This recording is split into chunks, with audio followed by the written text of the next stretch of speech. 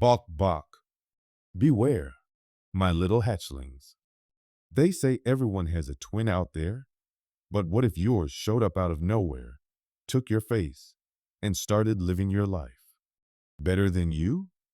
In tonight's tale of identity, paranoia, and pure poultry panic, we crack into the mystery of the sinister double that might just be born from something darker than flesh and blood. So fluff your feathers, grab a flashlight, and remember, if you see yourself staring back in the mirror when you're not looking in one, run. This is the chilling tale of the other me.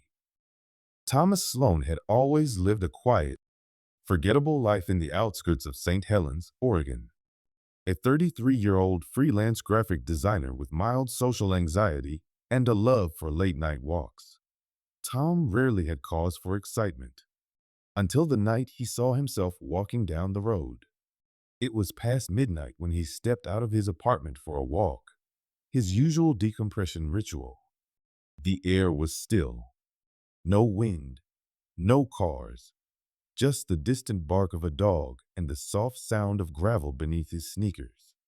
He turned a corner near the park and saw a figure coming from the opposite direction. Same height, same gait, same olive green hoodie. Tom squinted under the orange glow of the street lamp. The man coming toward him was him. He froze. So did the figure. They stood maybe 30 feet apart, staring.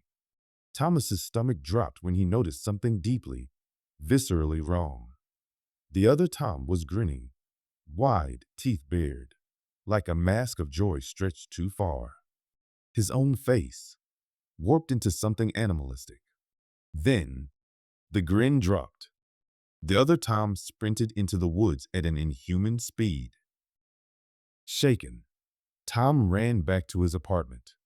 He locked the doors, turned on every light, and stared into the mirror in his bathroom. Had he finally snapped? Was it a dream? The next morning, his phone buzzed. Unknown number. You look better when you smile. A chill ran down his back. He blocked the number. But every time he did, another text from a slightly different number popped up. Variations of that same message. Then photos. Blurry shots of him, taken from behind, inside grocery stores, his apartment hallway, even through his second-story window. Panicked, he reached out to his therapist, Dr. Rayner, who suggested it might be dissociation. But when Tom explained the text messages and the running figure, the doctor's tone shifted. If you think someone's pretending to be you, Tom, go to the police. So he did. The officer on duty took his report but didn't seem convinced. No threats, no physical harm.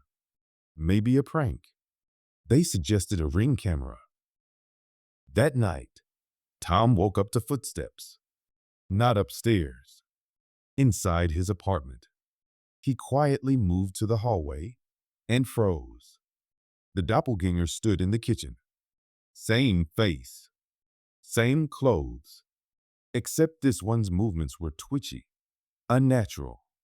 It stared at the open refrigerator like it didn't know what food was. Then, it turned. Their eyes met. Tom yelled and charged, only to crash into nothing. The figure vanished in a blink, like static cutting from a screen. In its place was a feather, jet black, glossy. Desperate for answers, Tom dug into folklore, mythology, and anything he could find online. Doppelgangers appear in Norse legend, German folklore, even Native American traditions. Some said they were omens of death. Others, malicious spirits that replaced people entirely. He reached out to a Reddit user named Watcheronthalik, who claimed they had lost their brother to a double. The user agreed to meet in person at an abandoned railway diner an hour away. There, he met Margaret. She was disheveled, paranoid, but lucid. They come from the spaces in between. Thin places, where reality blurs. Lakes, mirrors, crossroads. You saw it because the veil tore somewhere nearby. It mimics you, learns, then it takes. Margaret showed him a Polaroid of her brother, smiling, next to a version of himself with completely black eyes. Tom asked what happened to her brother. He started losing memories. Then people forgot him. Even I did. For a while, his version lived in the house, until I burned it down. Did it stop? No. But at least I remembered who he was. She gave him a notebook filled with sketches of strange birds, feathers, and symbols. In it were notes on how to trap a double. Over the next week, Tom's life unraveled. His job emailed him about missing deadlines he didn't remember agreeing to. His landlord accused him of shouting threats at a neighbor, something he never did. His therapist claimed he missed a session and left strange voicemails. The final blow came when he entered his favorite coffee shop, and the barista smiled too broadly. "You're back again? You just left." Tom turned to the security mirror in the corner and saw himself sitting at the far table, laughing with another customer.